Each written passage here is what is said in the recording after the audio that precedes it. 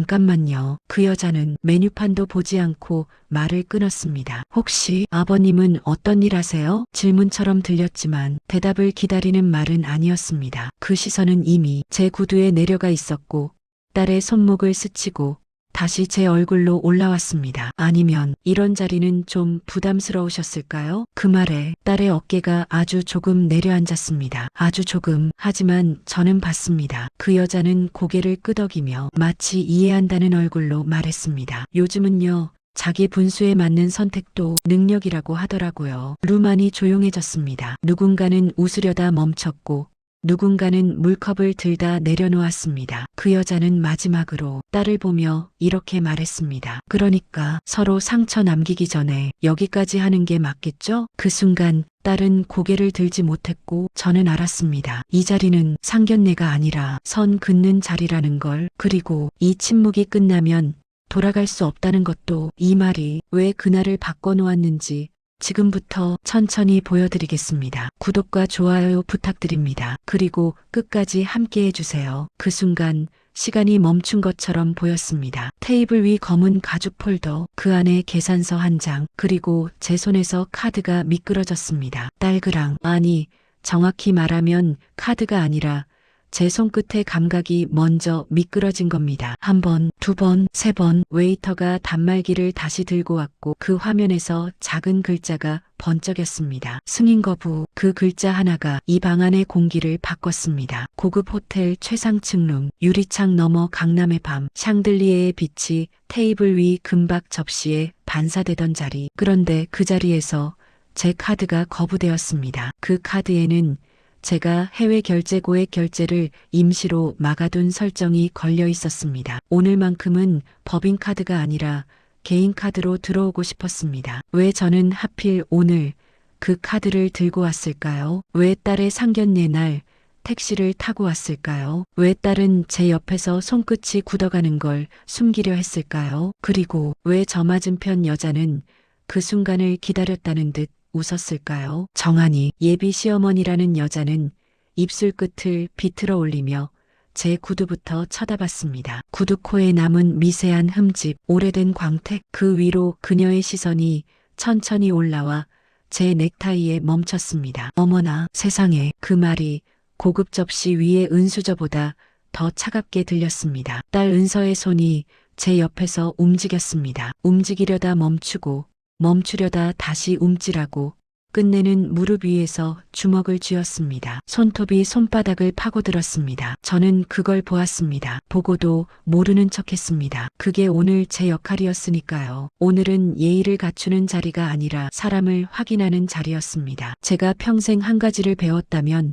그거였습니다. 사람은 말에서 드러나지 않습니다. 사람은 표정에서 다 드러나지 않습니다. 사람은 상대가 약해 보일 때, 상대가 당황했을 때, 상대가 침묵했을 때, 그때 드러납니다. 그날은 2024년 10월 12일 토요일 오후 6시 40분 강남 특급 호텔 최상층 룸. 예약자 이름은 오명수, 예비 시아버지, 성진테크닉 대표. 저는 그 이름을 들었을 때부터 이미 머릿속에 숫자가 뜨기 시작했습니다. 매출 규모, 거래처 구조, 납품 비중, 현금 흐름, 버릇이었습니다. 평생 기업을 굴린 사람에게 이름은 곧 숫자였습니다. 엘리베이터에서 딸이 제 팔을 잡았을 때 저는 딸에게 물었습니다. 은서야, 넌 왜 이걸 숨기고 싶니? 딸은 대답을 바로 하지 못했습니다. 입술을 꾹 다물고 혀끝으로 한번 입안을 굴리더니 겨우 말을 꺼냈습니다. 그냥 한 번만요. 아빠 이름 말고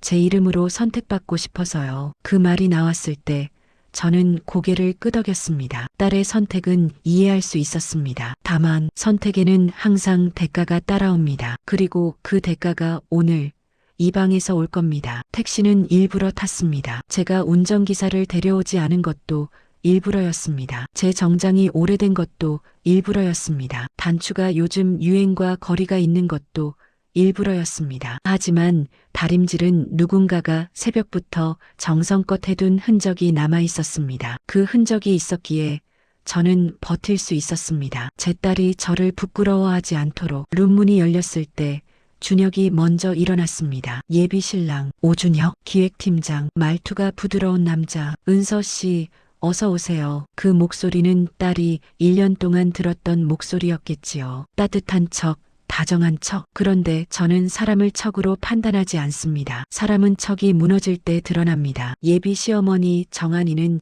일어서지 않았습니다. 인사보다 먼저 눈으로 훑었습니다. 제 어깨선, 제 소매 길이, 제 시계. 그 시계를 보는 순간 그녀의 눈이 잠깐 멈췄습니다. 제가 일부러 찾던 평범한 은색 시계였습니다. 어머, 택시 타고 오셨어요? 첫 마디가 그거였습니다. 딸의 호흡이 한번 끊어졌습니다. 짧게 들이마셨다가 내쉬지 못하고 멈췄습니다. 저는 담담하게 대답했습니다. 네, 택시로 왔습니다. 변명하지 않았습니다. 설명하지 않았습니다. 그저 사실만 말했습니다. 그러자 준혁이 나섰습니다. 어머니, 요즘 택시도 많이 이용하시잖아요. 저는 그 말에서 잠깐 딸의 어깨가 풀리는 걸 보았습니다. 하지만 그 다음 말이 문제였습니다. 물론 그렇지만 저희 집안 체면도 있으니까요. 체면, 그 단어 하나가 제 귀에서 딸의 귀로 곧장 꽂혔습니다. 딸의 눈동자가 흔들렸습니다. 지진처럼 아주 미세하게. 그리고 지금 그 체면의 끝에 도착한 겁니다. 승인 거부, 죄송합니다만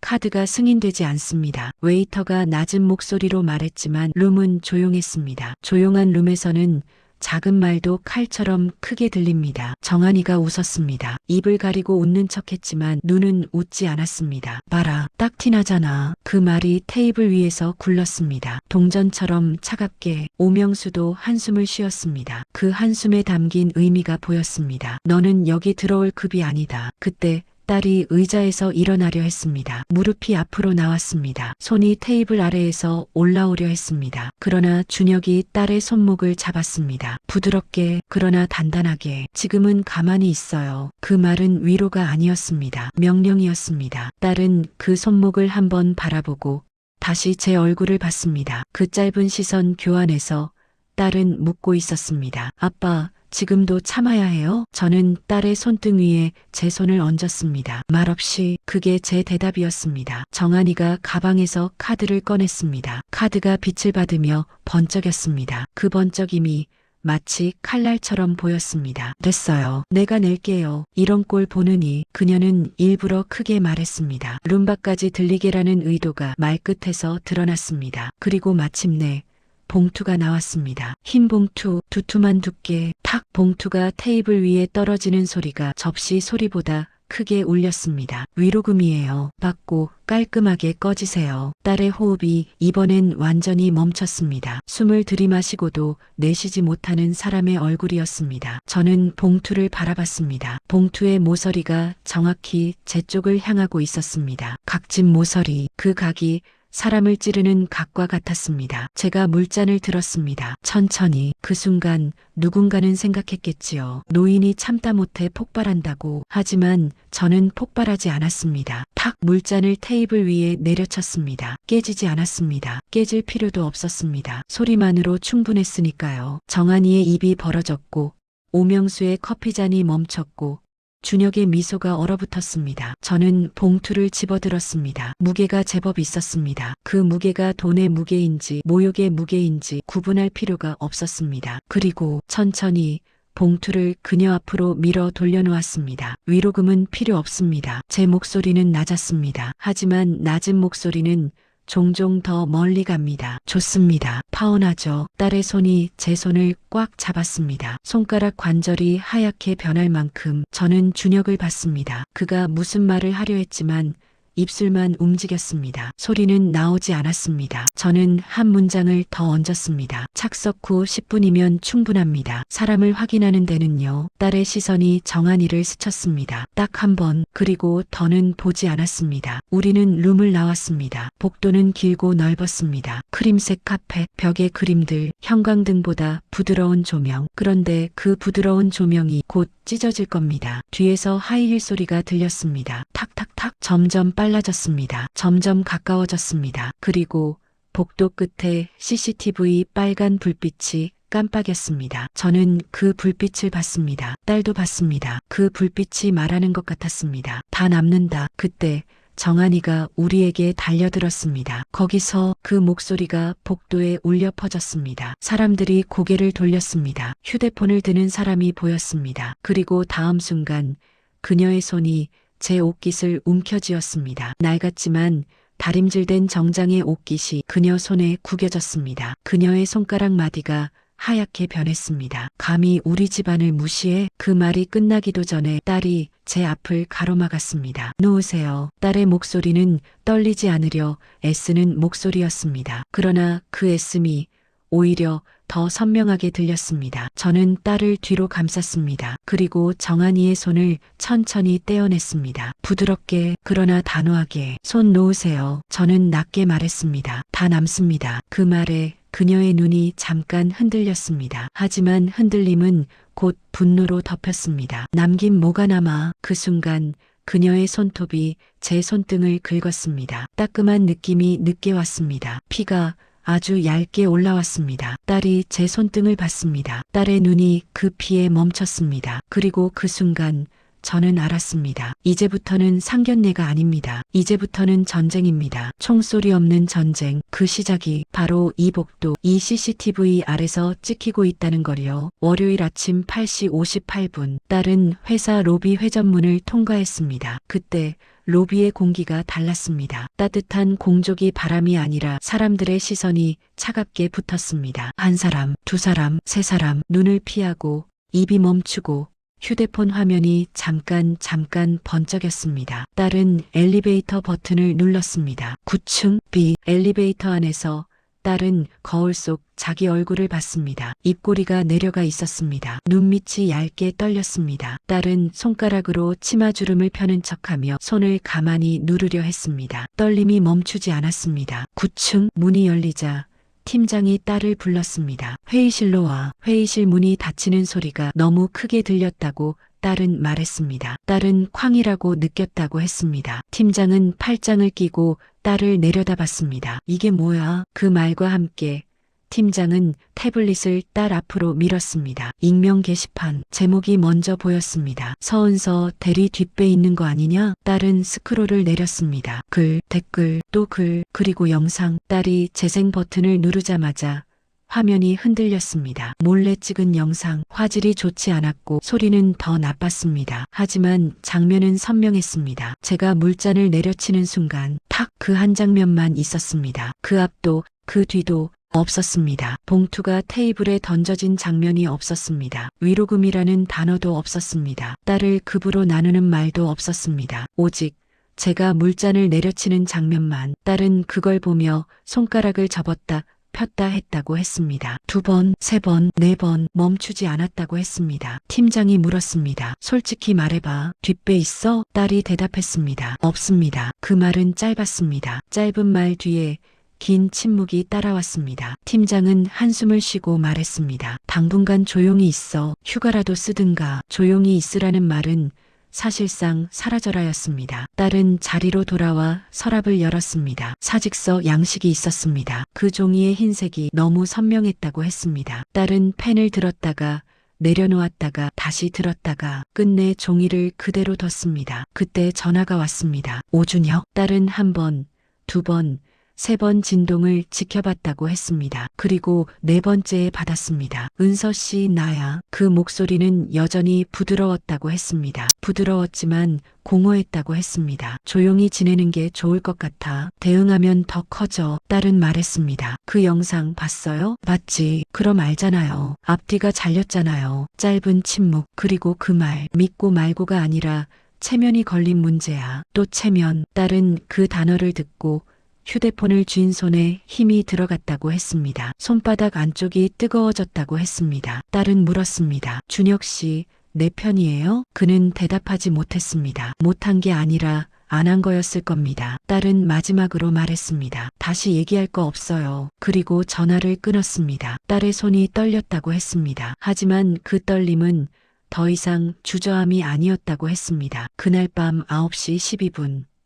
저는 본사 40층 회장실에 있었습니다. 유리창 너머로 서울 야경이 펼쳐져 있었습니다. 불빛이 많았습니다. 그 불빛 속에는 딸의 회사 건물도 있겠지요. 제가 앉아있는 책상 위에는 파일이 놓였습니다. 성진테크닉 두꺼운 파일. 김태겸 전무가 파일을 내려놓았습니다. 회장님, 요청하신 자료입니다. 저는 첫 장을 넘겼습니다. 그리고 두 번째 장, 세 번째 장 숫자가 보였습니다. 납품 단가 평균 대비 20% 상회, 품질 검사 서류 조작 정황, 허위 세금 계산서 발행 내역. 제가 손가락으로 페이지 모서리를 눌렀습니다. 종이가 사각하고 울었습니다. 저는 물었습니다. 이 정도였나? 태겸이 대답했습니다. 겉은 멀쩡합니다. 안은 비었습니다. 저는 의자에 등을 붙였습니다. 숨을 길게 내쉬었습니다. 화가 나서가 아니었습니다. 화가 난다고 감정적으로 움직이면 그들과 같은 급이 됩니다. 저는 말했습니다. 법은 마지막이다. 태겸이 고개를 들었습니다. 그럼 먼저. 저는 말끝을 잘랐습니다. 숨통부터 조인다. 제가 창가로 걸어갔습니다. 유리창에 제 얼굴이 비쳤습니다. 낡은 정장을 입은 아버지의 얼굴이 아니라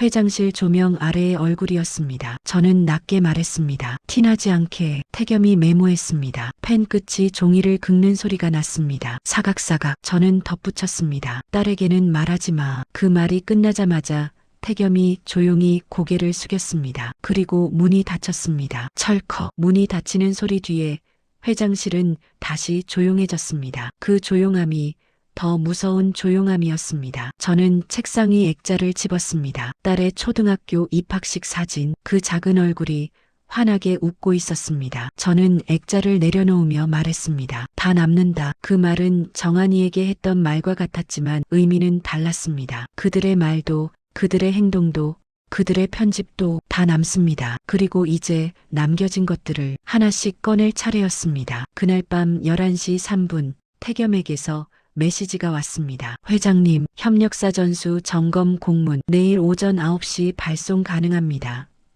그 공문이 나가면 협력사들은 내부 컴플라이언스 절차부터 먼저 돌릴 겁니다. 저는 답장을 보냈습니다. 진행, 짧은 두 글자, 그 두 글자가 누군가의 세계를 무너뜨릴 겁니다. 하지만 아직 그들은 모릅니다. 상견례에서 택시를 비웃던 그들이 이제는 택시를 타고 어디로 가게 될지. 오전 9시 11분 성진테크닉 본사 7층. 전화가 끊긴 게 아니라 신뢰가 끊겼습니다. 대표님, 클레임 들어왔습니다. 비서의 목소리는 낮았지만 낮은 목소리는 대개 좋지 않은 소식을 품고 옵니다. 오명수는 서류를 받자마자 넘겼습니다. 한 장, 두 장, 세 장, 그리고 네 번째 장에서 손이 멈췄습니다. 품질 부적합, 납품 일시 중단, 재검증 요청. 그는 웃으려 했습니다. 입꼬리가 올라가다 말았습니다. 이런 건 경쟁사에서 걸 수 있는 거야. 그 말은 설명이 아니었습니다. 자기 암시였습니다. 숫자는 설명을 듣지 않습니다. 오전 9시 37분, 그는 담당 임원을 불렀습니다. 이건 외부로 나가기 전에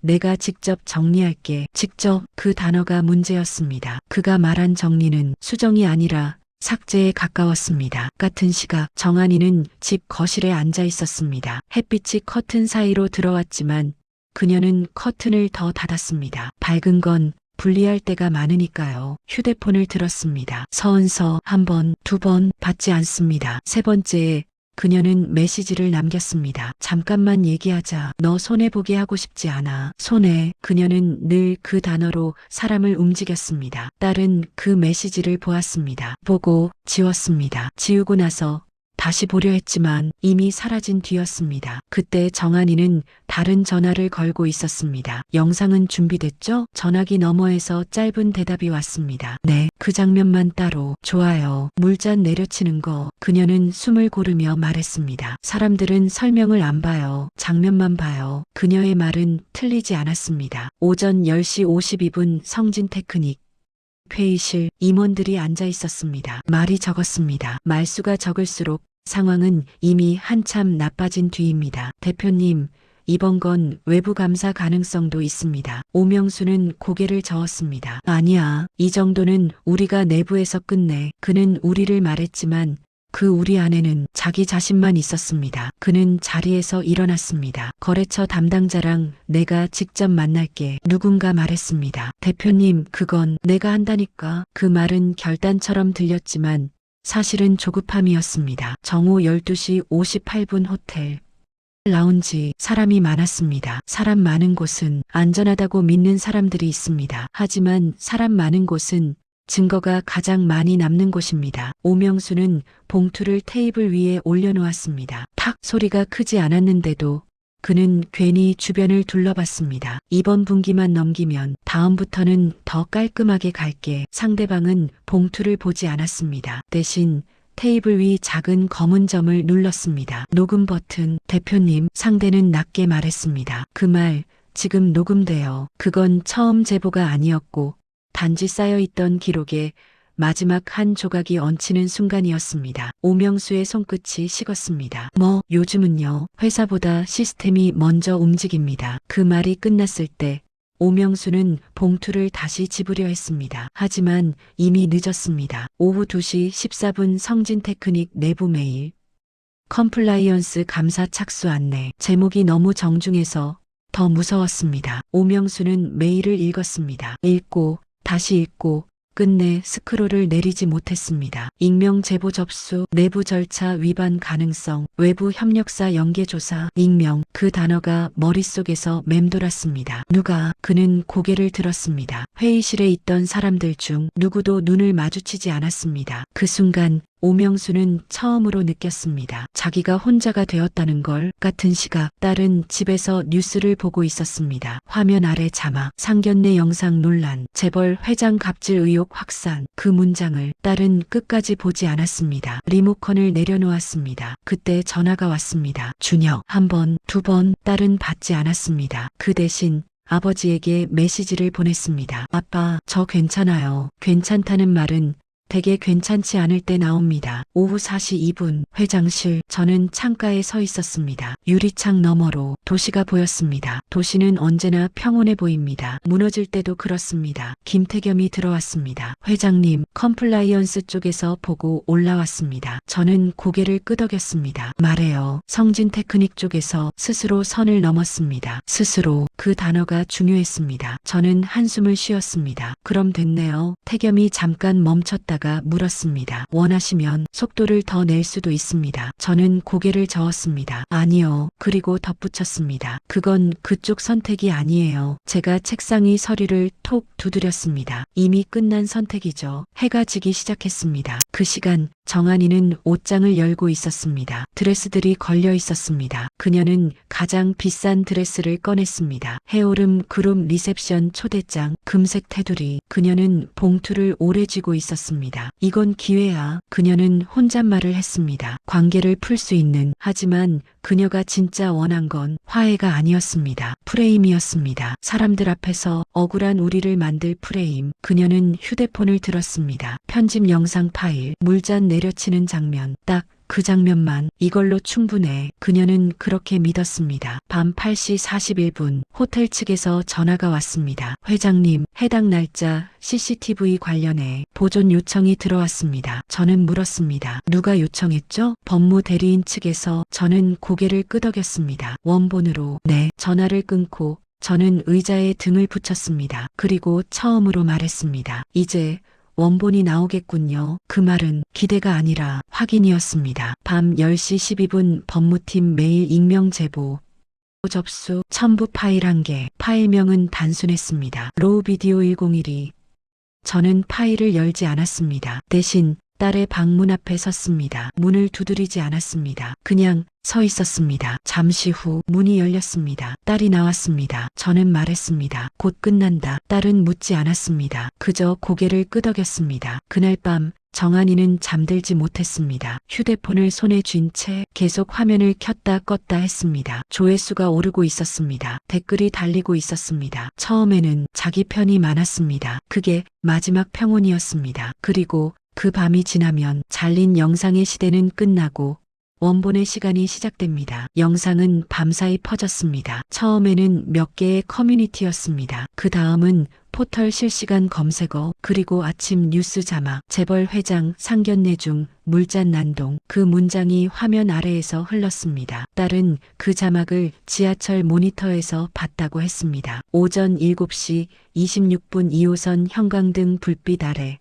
사람들은 화면을 올려다봤고 딸은 고개를 숙였습니다. 누군가 말했습니다. 재벌은 역시 다 똑같네. 그 말이 손잡이에서 손을 떼게 만들었습니다. 회사에 도착했을 때 딸의 자리에는 메모가 놓여 있었습니다. 팀장 호출, 회의실 문이 닫히는 소리, 어제보다 더 무거웠다고 했습니다. 이제는 회사 이미지 문제야. 팀장은 말을 길게 하지 않았습니다. 길게 말하지 않아도 의미는 충분했습니다. 당분간 출근하지 마. 딸은 고개를 끄덕였습니다. 말하지 않았습니다. 말을 하면 무너질 것 같았으니까요. 그날 오전 9시 40분 저는 법무팀 회의실에 있었습니다. 새벽부터 법무팀이 대기했고 자료는 밤새 정리돼 제 앞에 올라와 있었습니다. 회의실 시계 초침 소리가 들렸습니다. 법무팀장이 말했습니다. 영상 분석 결과 나왔습니다. 그는 태블릿을 연결했습니다. 화면에 타임라인이 떴습니다. 잘린 구간, 삭제된 음성, 프레임 간 불연속, 의도적 편집입니다. 그 말은 짧았습니다. 짧았지만 충분했습니다. 저는 고개를 끄덕였습니다. 원본은 호텔 CCTV 확보했습니다. 법무팀이 보존 제출 요청을 공식 절차로 진행했고 호텔은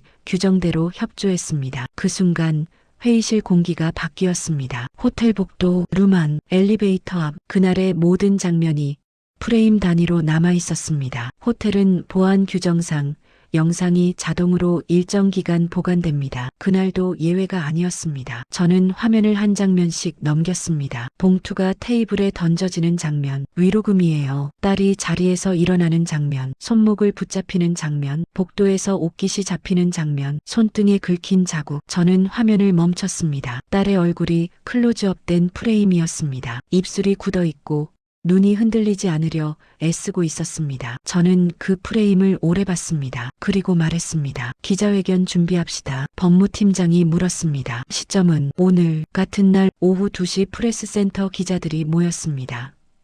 카메라, 마이크, 플래시가 터졌습니다. 찰칵, 찰칵. 저는 단상에 섰습니다. 딸은 제 옆에 앉아 있었습니다. 딸의 손이 무릎 위에서 겹쳐져 있었습니다. 손가락이 조금 떨렸습니다. 저는 마이크를 잡았습니다. 오늘 이 자리는 해명을 하기 위한 자리가 아닙니다. 기자들의 펜이 멈췄습니다. 진실을 보여드리기 위한 자리입니다. 법무팀장이 노트북을 열었습니다. 스크린이 내려왔습니다. 지금부터 편집되지 않은 원본 영상을 공개합니다. 영상이 재생되었습니다. 룸안, 테이블, 봉투, 위로금이에요. 기자석에서 숨을 들이마시는 소리가 들렸습니다. 영상은 멈추지 않았습니다. 복도, 하이힐, 옷깃, 급이 다르다고 하셨죠. 그 말이 스크린을 채웠습니다. 영상이 끝났을 때 기자회견장은 조용했습니다. 조용함은 종종 폭발의 전조입니다. 법무팀장이 말했습니다. 편집 영상의 최초 유포자 특정되었습니다. 기자들의 고개가 일제히 들렸습니다. 같은 IP에서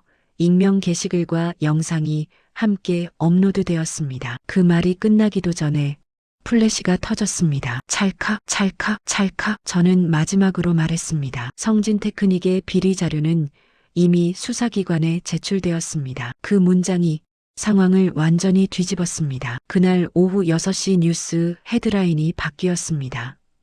편집 영상 드러나 갑질은 누구였나. 댓글의 방향이 바뀌는 데는 10분도 걸리지 않았습니다. 딸은 집에서 그 뉴스를 보고 있었습니다. 소파에 앉아 리모컨을 쥔 채 손에 힘이 들어가 있었습니다. 그때 전화가 왔습니다. 준혁. 딸은 받지 않았습니다. 한 번, 두 번, 세 번 전화는 멈췄습니다. 그날 밤 성진테크닉 사무실에 불이 켜졌습니다. 경찰이 들어갔습니다. 서류 박스가 나왔고 컴퓨터가 옮겨졌습니다. 정한이는 TV 앞에서 그 장면을 보고 있었습니다. 화면 속 자신의 이름이 자막으로 흘렀습니다. 그녀는 리모컨을 떨어뜨렸습니다. 딸그랑. 이번에는 아무도 주워주지 않았습니다. 비가 왔습니다. 정확히 말하면 비가 올 것 같은 하늘이었습니다. 2024년 11월 3일 오후 4시 12분 구치소 면회실.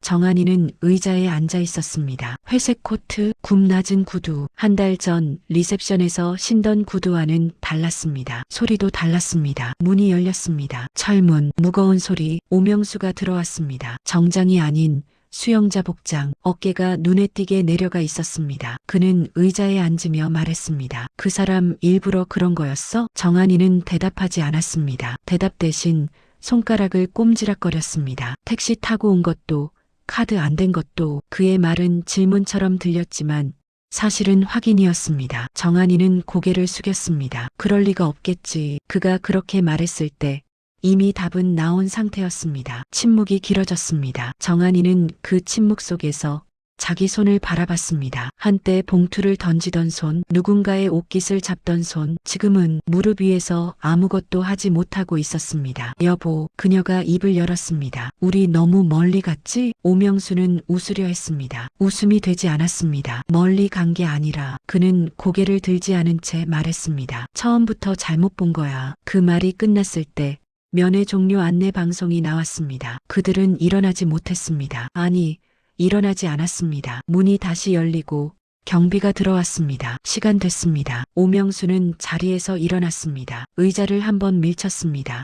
그 소리가 그들의 마지막 대화처럼 들렸습니다. 같은 시각 저는 회사 로비에 있었습니다. 엘리베이터 문이 열리고 딸이 제 옆에 섰습니다. 딸은 정장을 입고 있었습니다. 단정한 회색. 출근할래요. 그 말은 질문이 아니었습니다. 다시 시작할게요. 저는 고개를 끄덕였습니다. 엘리베이터가 올라갔습니다. 층수가 바뀌는 숫자가 차분하게 바뀌었습니다. 10, 11, 12. 딸은 손잡이를 잡고 있었습니다. 이번에는 떨리지 않았습니다. 며칠 뒤 성진테크닉 파산 공고가 났습니다. 신문 한 귀퉁이, 작은 기사, 크게 다루지 않아도 될 만큼 이미 모든 것이 끝난 뒤였습니다. 딸은 그 기사를 접었습니다. 접고 가방에 넣지 않았습니다. 쓰레기통에 넣었습니다. 저는 아무 말도 하지 않았습니다. 말이 필요한 순간은 이미 지나 있었으니까요. 그날 저녁 딸은 순대국밥을 사왔습니다. 10,000원 플라스틱 그릇, 김이 올라왔습니다. 딸은 국을 한 숟갈 떠먹고 말했습니다. 그날 생각나요. 저는 고개를 들었습니다. 카드 안 됐을 때 딸은 웃었습니다. 크게 웃지 않았습니다. 그때 아빠가 제일 멋있었어요. 근데 이제는요. 다음부터는 제 이름으로도 선택받을 수 있을 것 같아요. 저는 숟가락을 내려놓았습니다. 딸은 덧붙였습니다. 아무 말 안 하고